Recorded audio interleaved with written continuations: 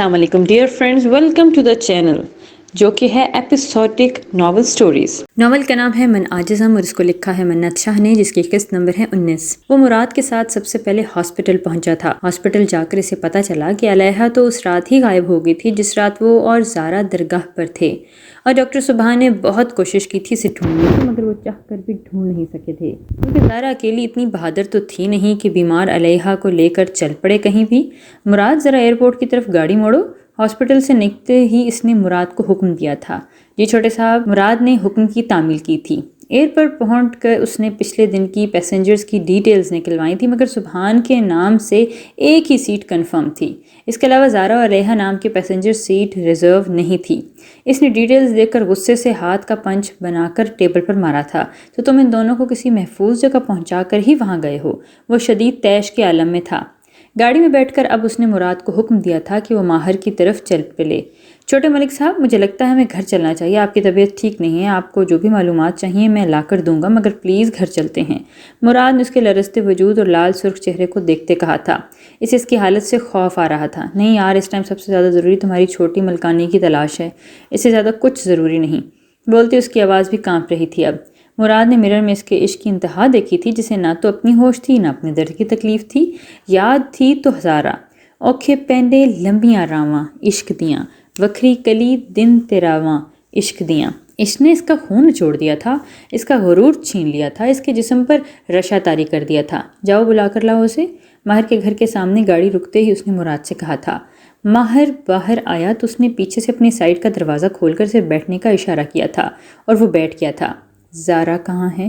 اس نے کانپتی آواز میں پوچھا تھا۔ ماہر تو اس کی حالت دیکھ کر ٹھٹکا تھا۔ وہ تو کہیں سے بھی پرانا والا اذہان نہیں لگ رہا تھا۔ وہ غرور، وہ رعب، وہ دبدبہ، وہ آنکھوں کی چمک، سب ماند پڑی ہوئی تھی۔ کیا ہوا؟ تم ٹھیک تو ہو؟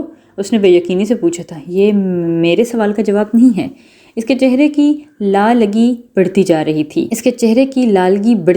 تھی، جیسے کسی نے گندمی رنگت پر لال رنگ مل دیا ہو، جیسے سورج پر لالگی آتی ہے غروب آفتاب کی وقت، اسی وقت۔ ہاں، میں ارحان کو بتا چکا ہوں، ہم خود اسے ڈھونڈ رہے ہیں۔ سبحان وہاں جا کر بھی سکون سے نہیں رہ پا رہا۔ اسے وہاں میں نے بھیج تو دیا، مگر اس کا 1% بھی دل نہیں لگ رہا وہاں۔ ہم کیا کریں؟ کچھ سمجھ ہی نہیں آ رہا۔ یہ تیسرا کون سا ایسا دشمن ہے جو چھپ کر وار کر رہا ہے، اور ہم سب زارا کی عافیت کے لیے تڑپ رہے ہیں۔ ماہر نے چہرے پر پریشانی سجائے بڑے اچھے سے اذان حیات ملک کو ڈیل کیا تھا۔ تم میرے ساتھ چال بازیاں نہیں کھیل سکتے، وہ دوسرے اور تیسرے بھی تم ہو، اذان نے طیش کے عالم میں کہا تھا۔ کاش اذان تم اسی دن جب زارا کو اس ویران اپارٹمنٹ سے لے کر آئے تھے اسی دن پتہ کروا لیتے کہ وہ تیسرا کون ہے، تو آج یہ دن نہ دیکھنا پڑتا۔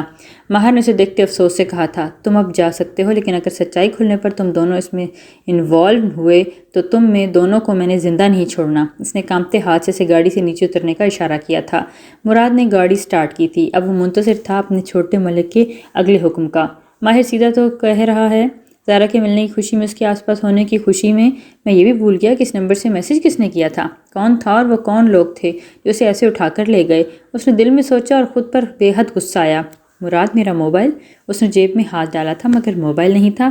ہاں، مجھے یاد آیا، وہ تو اس رات کھو گیا تھا، اس نے اپنی کنپٹی سہلاتے ہوئے کہا تھا۔ مراد، اس نے پھر سے آواز دی تھی۔ جی چھوٹے صاحب، اس نے ڈرائیونگ پر فوکس کرتے ہوئے کہا تھا۔ یار، ارحان کا نمبر ڈائل کر کے دو، اس نے حکم دیا تھا۔ مراد نے ارحان کا نمبر ڈائل کر کے اپنے چھوٹے ملک صاحب کی طرف بڑھایا تھا۔ ہیلو ارحان؟ اس کا لہجہ مزید لڑکھڑاہٹ کا شکار تھا۔ جی بھائی بولیں، کیا ہوا، آپ ٹھیک ہیں؟ اس کو فکر ہوئی تھی شاید۔ ہاں میں ٹھیک ہوں۔ ایسا کرو، اپنے دست سے کہو کہ میرے نمبر کی ریکارڈنگ ساری نکلوا کر دو۔ اس نے بڑی مشکل سے یہ چند الفاظ نکالے تھے۔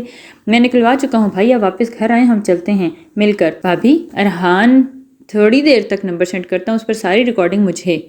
کیا آپ کہاں ہیں؟ مجھے بتائیں، میں وہاں آتا ہوں، مل کر بتاتا ہوں آپ کو سارا کچھ۔ اس نے تو اس کی بات کاٹی تھی۔ ایسے بتاؤ، میں ویٹ نہیں کر سکتا۔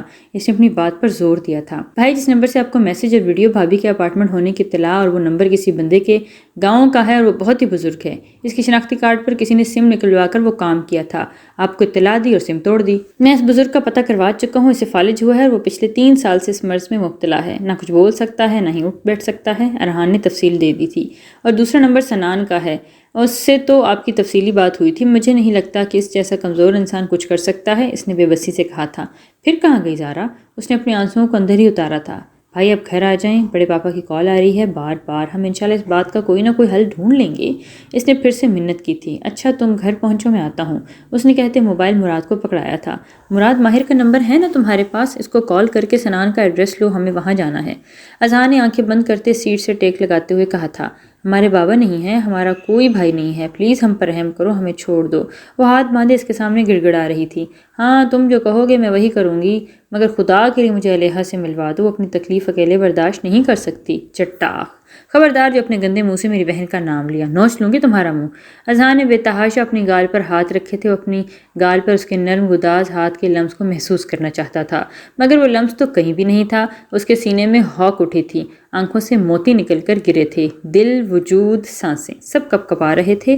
وہ مٹی ہو رہا تھا، وہ مٹی ہونا نہیں چاہتا تھا۔ پھول تو کھلتے ہیں مگر ویرانی نہیں جاتی، بچھڑ کر تجھ سے دل کی پریشانی نہیں جاتی۔ اور اس طرح کے کئی شعر اس کی آنکھوں کے آگے جھلملا رہے تھے، جیسے وہ زیر لب بڑبڑا رہا ہو۔ میں نے تمہیں درد دیا تھا نا، تمہیں تڑپایا تھا نا، دیکھو میں بھی تڑپ رہا ہوں، مجھے تمہارے بغیر ایک پل بھی سکون نہیں آ رہا، میرا یہ کپ کپاتا وجود بھی میرے درد کو نہیں اپنے اندر جذب کر پا رہا۔ اس نے کرب سے سوچا تھا، کیا فرق پڑتا ہے اذان حیات ملک، تم نوچو یا تمہارا کوئی دوست، بات تو ایک ہی ہے۔ پلیز احسان نہیں کرو، اچھے بننے کا ڈرامہ، تم شیطان ہو اور شیطان کبھی فرشتہ نہیں بنتا۔ تم نے بنا دیا مجھے فرشتہ، اس نے تڑپ کر آنکھیں بند کی تھیں۔ تم نے مجھے کیا سے کیا بنا دیا زارا، میری دعا ہے تمہاری عزت تم سمیت حفاظت ہو۔ میں نے کبھی کچھ نہیں مانگا رب سے، مگر میں آج اپنے ٹوٹے ہوئے دل کے ٹکڑے لے کر اس سے تمہاری سلامتی کی دعا مانگتا ہوں۔ اس نے دل پر ہاتھ رکھ کر کہا تھا۔ اس کے ساتھ گزرا ایک لمحہ اسے کسی ناک کی طرح ڈس رہا تھا، اس کی ہڈیوں میں سنسناہٹ ہو رہی تھی، اس کا وجود پھر سے جھلس رہا تھا۔ اسے نہیں پتا مراد نے کب ماہر سے سنان کے گھر کا ایڈریس لیا، کب وہ سنان کے گھر کے آگے کھڑے ہوئے، وہ تو خود ہی سے جنگ لڑ رہا تھا۔ چھوٹے ملک صاحب اندر چلیں گے یا یہیں بلوا دوں؟ مراد نے سیٹ پر ڈلتارتے ہوئے کہا تھا۔ نہیں یار، ٹانگوں میں جان نہیں ہے، بے جان پڑی ہیں، ادھر بلوا دو، ڈر ہے اٹھ کر کھڑا ہوا تو گر جاؤں گا، اس نے تلخی سے مسکراتے ہوئے کہا تھا۔ کچھ دیر بعد اسے مراد کے ساتھ سنان آتا دکھائی دیا۔ او اذہان، آپ مجھے بلوا لیتے، میں خود آ جاتا، سنان نے اس کے پاس پیسنجر سیٹ پر بیٹھتے چہچہاتے ہوئے کہا تھا۔ زارا کو تم نے اٹھوایا ہے؟ اس نے اس کی بات کا جواب دیے بغیر اسے سوال پوچھا تھا۔ میں نے کیوں اٹھوانا ہے، آپ کے ہوتے ہوئے میں اتنی ہمت کر سکتا ہوں؟ کیا ہوا، وہ مری نہیں؟ سنان نے نفرت سے پوچھا۔ بکواس بند کرو اپنی، اذہان نے لرزتے ہاتھ سے مکہ بنا کر اس کے منہ پر مارا تھا۔ یہ آپ کیا کر رہے ہیں؟ اس نے اپنے ہونٹ سے نکلتے خون کو صاف کرتے ہوئے کہا تھا۔ آئندہ زارا کے بارے میں کوئی بھی فضول بکواس کرنے سے گریز کرنا، اس نے انگلی اٹھا کر اسے وارن کرتے ہوئے کہا تھا۔ سچی اذہان پرو، مجھے نہیں پتا زارا کا، میں تو اس دن سے ریلیکس پڑا ہوا ہوں کہ وہ دونوں بہنیں آپ کے پاس ہیں۔ اس نے چاپلوسی کی انتہا کی تھی، وہ جانتا تھا اذہان سے دشمنی لینے کا مطلب، مگر وہ دل ہی دل میں اس کے پنچ کا بدلہ لینے کا ارادہ بھی کر چکا تھا۔ اگر تمہارا کوئی لنک ہوا نا اس سے تو اگلی سانس نہیں لینے دوں گا، مراد باہر پھینکو اسے گاڑی سے۔ اذہان نے مراد کو حکم دیا تھا اور مراد نے 2 منٹ کے اندر اندر سے وہاں سے دفع کر کے گاڑی سٹارٹ کی تھی۔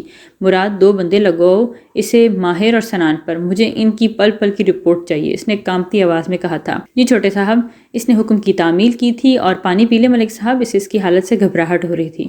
گھر چلو مراد، اس نے آنکھیں بند کرتے ہوئے کہا تھا۔ وہ پیٹ پر ہاتھ رکھے اٹھنے کی کوشش کر رہی تھی، مگر درد کی شدت اتنی تھی کہ اس سے اٹھا نہیں جا رہا تھا۔ سبحان جو کافی بنانے کے لیے جا رہا تھا، دروازہ کھلا ہونے کی وجہ سے اسے اٹھتا دیکھ کر اس کے کمرے کی طرف بڑھا تھا۔ کیا ہوا، آپ ایسے کیوں کھڑی ہو؟ زخم کچا ہے آپ کا، کہاں جانا ہے؟ اس نے اس کی طرف بڑھتے ہوئے کہا تھا۔ وہ مجھے واش روم جانا ہے، اس نے درد کی شدت برداشت کرتے آنکھیں بند کی تھی۔ رکے میں زارا کو، نہیں پلیز، وہ ابھی گئی ہیں فجر پڑھنے، میں نے ہی انہیں بولا تھا تھوڑی دیر ریسٹ کر لیں، نشر نے اس کی بات کاٹتے ہوئے کہا تھا۔ اچھا پھر، اس نے اس کی حالت دیکھتے ہوئے کہا تھا، میں چلی جاؤں گی۔ اس نے قدم آگے بڑھایا کہ گرنے لگی تھی جب سبحان نے اس کی کمر میں ہاتھ ڈال کر اس کا ہاتھ اپنے ہاتھ میں پکڑ کر اسے گرنے سے بچایا تھا۔ نشرہ کے لیے سبحان کا پہلا لمس تھا اور سبحان کے لیے اس کا دوسرا۔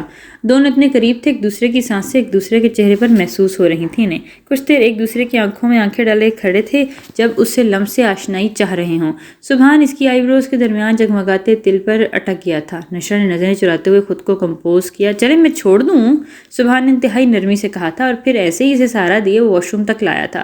اسے اندر تک چھوڑ کر وہ باہر آیا تھا، اور پھر کچھ دیر کے بعد جب وہ واش روم کے دروازے تک خود کو گھسیٹتے ہوئے لائی تھی تو سبحان نے آگے بڑھ کر اس طرح اسے سہارا دیا تھا، پکڑ کر بیڈ تک لایا تھا اور بڑی نرمی سے اسے بیڈ پر بٹھایا تھا۔ تھینک یو، اس نے مسکرا کر کہا تھا۔ کافی پئیں گی؟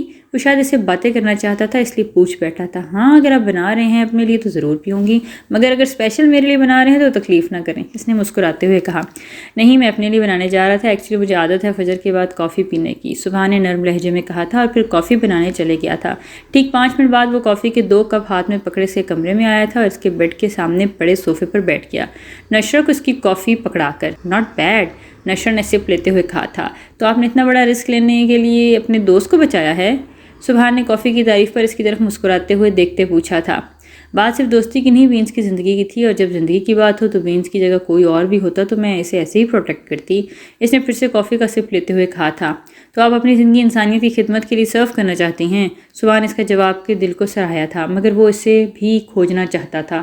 بالکل نہیں، میں یا آپ کون ہوتے ہیں اپنی زندگیوں کو انسانیت کے لیے سرو کرنے والے؟ انسان اشرف المخلوقات میں سے ایک ہے اور جس نے اسے بنایا ہے وہ حاکم ہے، حاکم انسانیت، تو پھر وہ کیوں چاہے گا کہ کوئی بھی ایرا غیرہ اٹھ کر اس کی اشرف المخلوقات کی خدمت کرے؟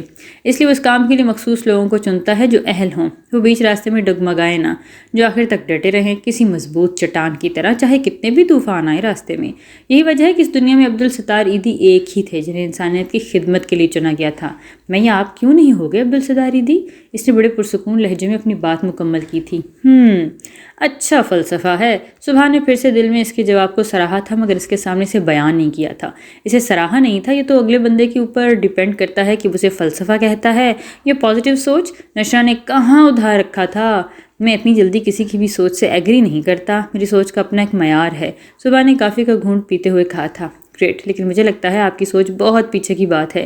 پہلی بات، آپ کے دل کی صفائی، دل جتنا پاک ہوگا سوچ بھی پاک ہوگی، اور مثبت سوچ رکھنے والے سے ایگری ہونے میں دقت نہیں ہوگی۔ وہ اس کی طرف دیکھے بغیر بولی تھی، ہا ہا ہا، مجھے لگتا یہ بحث کافی طویل جا سکتی ہے۔ خیر، پاکستان کہاں سے ہیں آپ؟ وہ جانتا تھا اس کے سامنے بیٹھی لڑکی کی سوچ بھی اس کے دل کی طرح پاک ہے، مگر وہ اس پر واضح نہیں کرنا چاہتا تھا۔ لاہور سے، اس نے کافی کا آخری گھونٹ بھرتے ہوئے کہا تھا۔ گریٹ، ہم بھی لاہور سے ہیں۔ یہاں کیا پڑھ رہی ہیں آپ؟ سبحان نے خالی کپ میز پر رکھتے ہوئے پوچھا تھا۔ Mass communication, actually I want to become journalist, Nashra نے خالی کپ اس کی طرف بڑھاتے ہوئے کہا۔ گریٹ، یہ تو اچھی بات ہے، پھر کہیں اپلائی بھی کیا ہے یا نہیں؟ اس نے کپ پکڑتے ہوئے پوچھا تھا۔ جی، BBC نیوز میں فائل سبمٹ کروائی ہے، اسی ہفتے انٹرویو ہے، اس نے مسکراتے ہوئے کہا تھا۔ آپ ڈاکٹر ہیں؟ نشرہ نے فوراً سے پوچھا۔ اس سے پہلے کہ وہ اگلا سوال پوچھتا اس سے، جی میں ڈاکٹر ہوں اور جرنلسٹ بھی، BBC نیوز کے ایک ہی پروجیکٹ کے سلسلے میں یہاں آیا ہوں، یہ کہہ کر ان کا آفیشیل جرنلسٹ، اس نے مسکراتے ہوئے کہا تھا۔ گڈ، پھر تو آپ سے بہت کچھ سیکھنے کو ملے گا، اس نے بھی مسکراتے ہوئے کہا تھا۔ بالکل، آلویز دیئر فار یو، اس نے کھلے دل سے پیشکش کی تھی۔ آپ کی دوست کچھ زیادہ ہی ڈسٹرب تھی، کیا یہ واقعی یونی کی چھوٹی سی لڑائی تھی یا کچھ اور بات؟ اس نے جانے کس خیال کے تحت بات گھما کر پھر سے جوڑی تھی۔ بات تو چھوٹی موٹی یونی کی لڑائیوں سے ہی سٹارٹ ہوئی تھی، مگر اب بہت بڑھ گئی تھی۔ اصل میں ڈیلٹن بین سے محبت کرتا تھا، اور جمنائے جو ہر قدم پر ڈیلٹن سے مار کھاتا آیا ہے اور مات بھی کھاتا آیا ہے، اس نے ڈیلٹن کو ہرانے کے لیے بینس کے پیچھے کرائے کا جھوٹی محبت کا دعویٰ کرنے والا لڑکا لگا دیا، جس نے پوری طرح سے بینس کو اپنے جال میں پھنسا دیا اور پھر اسے انگیجمنٹ کی بھی آفر کی۔ اس نے دکھ سے کہا تھا، تو آپ کو یہ سب کیسے پتہ چلا؟ سبحان کو انٹرسٹ ہوا تھا اسٹوری میں نے لرننگ ہال کی طرف جاتے ہوئے جمنائے ریبک کی باتیں سن لی تھیں، وہ بینس کو اغوا کر کے اسے روز ٹارچر کریں گے اور ویڈیو ڈیلٹن کو بھیج کر اسے تڑپائیں گے۔ مجھے اندازہ تو پہلے ہی تھا کہ ایبک اسے محبت نہیں کرتا، اس دن میرے یقین کو مہر لگی تھی۔ پھر میں نے ڈیلٹن کو سمجھایا اور ہم نے اس کی لائف سیو کرنے کی کوشش کی اور ہم کامیاب بھی ہوئے، اس نے مسکراتے ہوئے کہا۔ واہ، سپر گرل، میں آپ کو کیسے پتا چلا کہ وہ اسے سچی محبت نہیں کرتا؟ سبحان نے حیران ہو کر پوچھا۔ محبت جب ہوتی ہے نا، انسان بدل جاتا ہے، وہ اپنے اور اپنے محبوب کے حق میں ہی نہیں دنیا کے حق میں بھی نرم پڑ جاتا ہے۔ محبت میں جو سب سے پہلے چیز خاک میں ملتی ہے وہ انسان کا غرور ہوتا ہے، پھر اس کے اندر میں نہیں ہوتی، وہ ہم ہو جاتا ہے، اپنے محبوب کے لیے سوتا، جاگتا، اٹھتا، بیٹھتا، دو جسم ایک جان روحیں تحلیل ہونے کا امر سر انجام دیتی ہیں۔ اور جو دوسری بات محبت میں سونپی جاتی ہے وہ احساس کی شناسائی اور خود سپردگی کا عمل ہے۔ خیر، بہت لمبی بات ہے، آپ بور ہو جائیں گے، اس نے ہنستے ہوئے کہا تھا۔ واہ، آپ نے تو لگتا ہے PhD کی ہے، یا پھر کسی نے جان لیوا محبت، سبحان نے کہکا لگاتے ہوئے کہا تھا۔ میں نے بس دوسروں کی محبت پر ریسرچ کر کے اپنا پوائنٹ آف ویو شیئر کیا ہے آپ سے۔ رہی بات میری محبت کی، تو جس سے ہوگی وہ بالکل جان لیوا ہی ہوگی، خالص کھری، کسی بھی کھوٹ کے بغیر، وہ اس دنیا کا خوش قسمت ترین مرد ہوگا جسے میں اپنی ساری ریاضتیں سونپوں گی، اس نے کسی ٹرانس کی کیفیت میں کہا تھا۔ اس کی آنکھوں میں دیکھنا نہیں چاہتا تھا، مگر وہ غیر ارادی طور پر دیکھ چکا تھا۔ اتنی چھوٹی عمر میں وہ لڑکی کسی کو بھی قائل کرنے کا فن رکھتی تھی۔ اس کے مچلتے دل نے اس کے ساتھ کی شدید خواہش کی تھی۔ وہ جذبوں کے بھنور میں نہیں بہنا چاہتا تھا۔ یہ اس کی زندگی میں پہلی بار تھا کہ اس نے اپنی فطرت کے برعکس کسی لڑکی کے ساتھ بیٹھ کر اتنی لمبی بات کی تھی، اور یہ پہلی بار تھا۔ اسے وہ لڑکی اپنے دل کی گہرائیوں میں گھستی محسوس ہو رہی تھی۔ آئی تھنک اب تمہیں ریسٹ کرنا چاہیے، اس نے اسے نظریں چراتے ہوئے کہا تھا۔ وہ بھی پیچھے کو کھسک کر لیٹنے کی کوشش کرنے لگی تھی جب سبحان نے اسے قریب آ کر جھک کر اسے لیٹنے میں مدد کی تھی۔ اس کے سر کے نیچے تکیہ رکھا تھا، اور ایک بار پھر وہ نہ چاہتے ہوئے اس کے بے حد قریب ہوا تھا۔ اس کو لٹاتے اس کے بال اس کی آنکھوں کے آگے آئے تھے، جسے سبحان نے ہاتھ بڑھا کر اس کے کان کے پیچھے کیے تھے۔ نشرہ کو اس کے لمس سے کرنٹ لگا تھا، اس نے لمحے میں آنکھیں بند کی تھیں۔ سبحان کے لبوں پر مسکراہٹ مچلی تھی، اس کے پاس سے اٹھا تھا مبہم سا مسکراتا۔ Have a sweet dreams. Light off کرتے، کپ اٹھاتے، اس کا دروازہ لاک کرتے وہ چلا گیا تھا۔ نشرہ نے فوراً آنکھیں کھول لی تھیں۔ بہت بری بات ہے نشرہ، سنبھالو اپنے دل کو، کسی کی ہمدردی کا ناجائز فائدہ نہیں اٹھاتے۔ اس نے بری طرح خود کو ڈانٹا تھا اور پھر آنکھیں بند کر لی تھیں، مگر اب نیند کیسے آنی تھی؟ ادھر سبحان بھی کمرے میں جا کر لیٹا تھا، مگر اس کے خیالوں نے ایک لمحہ بھی اس کو سکون کی نیند نہیں لینے دیا۔ وہ اس کے ہر خیال کی تردید کر رہا تھا، مگر محبت کی تردید وہ کب تک اور کہاں تک کر سکتا تھا؟ یہ منہ زور جذبے ہیں جناب، بند باندھ بھی لو تو اپنا راستہ خود بنا کر بہتے ہیں۔ دور کھڑی محبت نے مسکراتے ہوئے دونوں کو خوش آمدید کہا تھا۔ کون ہے یہ ارحان؟ اس کے ساتھ کھڑی لڑکی کی طرف اشارہ کر کے پوچھا انہوں نے۔ بڑی ماما، یہ عمل کبیر خان ہے، اس نے بغیر ڈرے بغیر لڑکھڑاتے بتایا تھا۔ تم اتنے بڑے کب ہو گئے کہ اپنی زندگی کا فیصلہ خود کر لو؟ اس کی بات سمجھتے ہوئے دھاڑی تھیں۔ محبت کرتا ہوں میں اس سے، اور میں نے جائز طریقے سے اپنایا ہے اسے، اس نے عمل کی طرف دیکھتے ہوئے کہا تھا۔ میں نے تمہیں منع کیا تھا نا کہ اس لڑکی کو گھر مت لانا، پھر تم نے کیسے جرأت کی؟ اس بار حیات ملک دھاڑے تھے۔ کیا کمی رہ گئی تھی ارحان میری تربیت میں جو تم نے یہ گل کھلایا ہے؟ تمہاری ماں کے جانے کے بعد میں نے کہاں کوئی جھول رکھا تمہاری تربیت میں جو تم نے یہ چھپ چھپا کر نکال کر آئی؟ مجھے ایک بار کہتے تو۔ مسز حیات کی آنکھوں میں نمی آئی تھی۔ بڑی ماما، حالات ایسے نہیں تھے کہ میں کچھ بتا پاتا آپ کو۔ پلیز ٹرائی ٹو انڈرسٹینڈ، اس نے منت کرتے ہوئے کہا تھا۔ چلو لڑکی، نکلو یہاں سے، ڈیورس پیپرز تمہیں تمہارے گھر پر مل جائیں گے۔ حیات ملک نے عمل کا ہاتھ پکڑ کر اسے باہر کی طرف دھکا دیتے ہوئے کہا تھا۔ وہ اذہان کے ساتھ ٹکرائی تھی بری طرح۔ کیا کر رہے ہیں یہ آپ؟ اذہان کی زبان لڑکھڑا رہی تھی۔ کیا بہوؤں کے ساتھ یہ سلوک کیا جاتا ہے اس گھر میں؟ اس نے غصے سے حیات ملک کی طرف دیکھتے ہوئے کہا تھا۔ میں اسے بہو نہیں مانتا، انہوں نے عمل کی طرف دیکھتے ہوئے کہا تھا۔ وجہ جان سکتا ہوں کیوں نہیں مان سکتے اسے بہو؟ کیا کمی ہے اس میں؟ اس کا وجود بھی لرز رہا تھا۔ پتہ نہیں کس کا خون ہے کس کا نہیں، خاندانی بھی ہے یا نہیں۔ حیات ملک کے لہجے میں حقارت ہی حقارت تھی۔ پاپا حد سے بڑھ رہے ہیں اب۔ اسے سانس چڑھنے لگا تھا۔ کیا ہوا تمہیں اذہان، تم ٹھیک ہو؟ تاشا بیگم نے اس کی طرف بڑھتے ہوئے فکر سے پوچھا۔ ٹھیک ہوں، میں سمجھائیں انہیں کہ اگر یہ کسی کے خون پر انگلی اٹھا رہے ہیں تو کل کو کوئی ان کے خون پر بھی انگلی اٹھا سکتا ہے، اس نے افسوس سے کہا تھا۔ عمل اذہان کی طرف دیکھتے ہوئے بے آواز آنسوؤں سے رو رہی تھی۔ اسے خوشی تھی کہ وہ اذہان حیات ملک، جسے کل تک ان کی فکر نہیں تھی، آج بھائی بن کر اسے پروٹیکٹ کر رہا ہے۔ چٹاخ! ایک تھپڑ پڑا اس کے منہ پر۔ اذہان، تمہاری ہمت بھی کیسی ہوئی تمہاری نسلی خون کو اس لڑکی کے گندے خون کے ساتھ ملانے کی؟ وہ کسی بپھرے شیر کی طرح لگ رہے تھے۔ جیسے آپ کی ہمت ہوئی کسی باکردار اور مہذب خاندان کے خون کو گالی دینے کی۔ زندگی ارحان نے گزارنی ہے تو اسے اپنا لائف پارٹنر پسند کرنے کا بھی پورا حق ہے، اس نے گال پر ہاتھ رکھے یقین نظروں سے اور بے یقینی سے باپ کو دیکھتے ہوئے کہا تھا۔ اگر وہ پسند کرتا تھا تو اسے چاہیے تھا کہ ہم سے بات تو کرتا، اجازت تو لیتا، تاشا بیگم نے ارحان کی طرف دیکھتے ہوئے کہا تھا۔ وہ لے چکا تھا اجازت، میں نے دی تھی اسے اجازت۔ اور کچھ پوچھنا ہے آپ کو؟ اس بے تاثر لہجے میں لرزتے وجود کو سنبھالتے کہا تھا۔ بھائی آپ ٹھیک ہیں؟ ارحان نے اسے سنبھالتے ہوئے کہا تھا۔ جاؤ ارحان، عمل کو لے کر روم میں جاؤ، اس نے ارحان کو حکم دیا تھا۔ یہ لڑکی کہیں نہیں جائے گی، یہ وہی لڑکی ہے نا جس کو 2 دن پہلے تم نے اپنی عیاشی کے لیے اٹھوایا تھا؟ تمہارا دل بھر گیا تھا اس سے؟ حیات ملک نے غراتے ہوئے کہا تھا۔ پاپا آپ کو ذرا شرم ہے یا نہیں؟ کیسے کہہ سکتے ہیں آپ یہ کہ میں اپنے بھائی کی عزت؟ میرا دل کر رہا ہے دفن کر لوں زمین میں خود کو۔ وہ زارا تھی جس کی بڑی بہن، اور یہ عمل ہے۔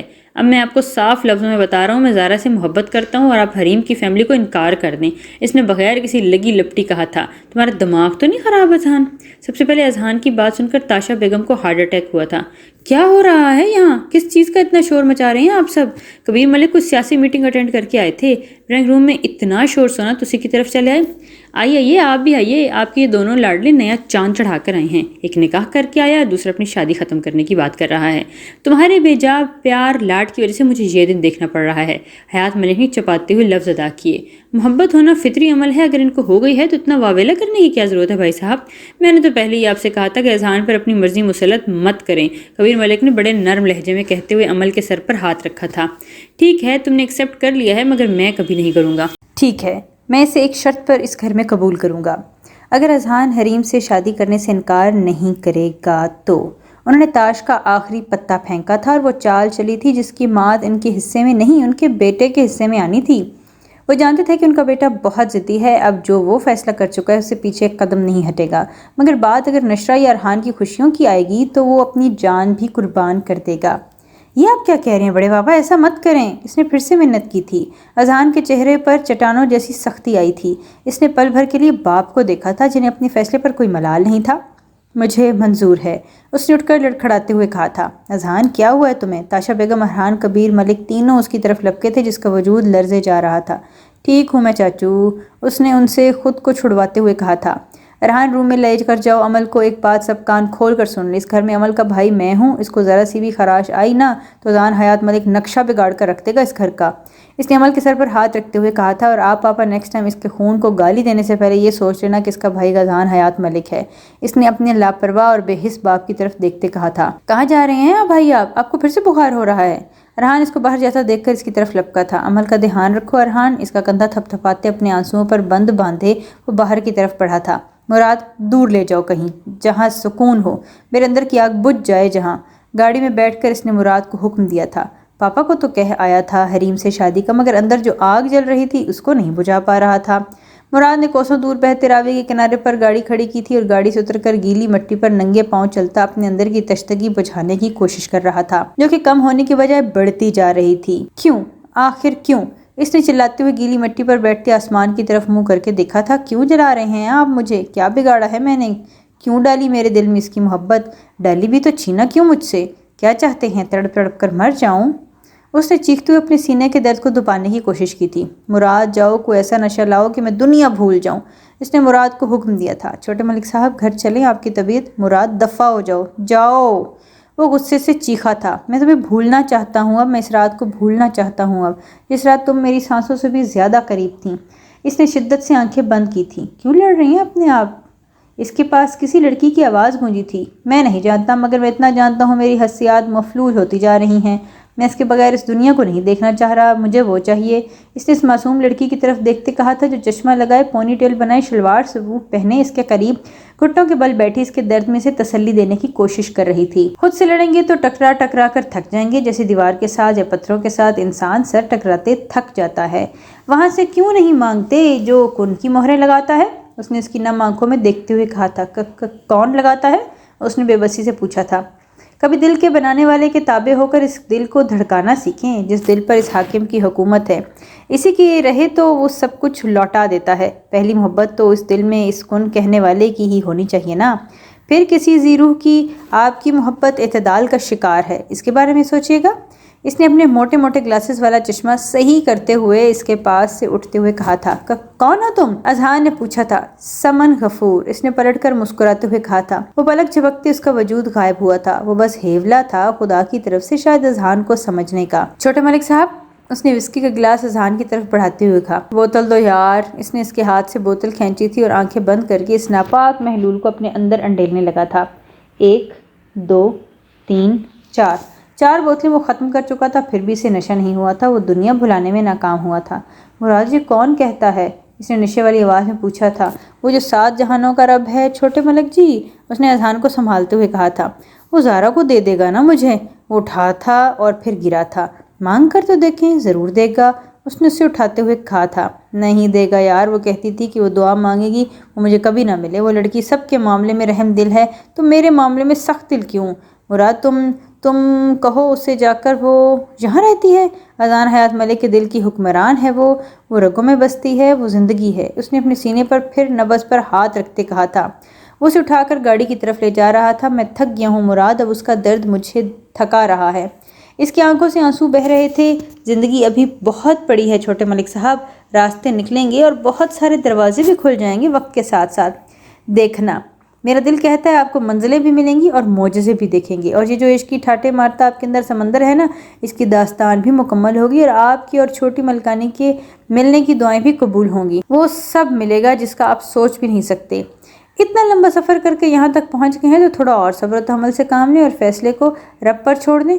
کچھ بھی بے مقصد نہیں ہوگا، اس کا صلہ ضرور ملے گا اور اس طرح کا ملے گا کہ رب بھی راضی ہوگا اور آپ بھی راضی ہو جائیں گے۔ اس نے کہتے اسے گاڑی میں بٹھاتے ہوئے کہا۔ وہ بخار سے تپ رہا تھا۔ تم ٹھیک کہہ رہے ہو؟ کیا تم مجھے زارا کے پاس لے کر جا رہے ہو؟ اس نے گاڑی میں بیٹھتے کہا تھا۔ جی ملک صاحب۔ مراد کی آنکھیں آنسوؤں سے بھری تھیں اذہان کی حالت دیکھ کر۔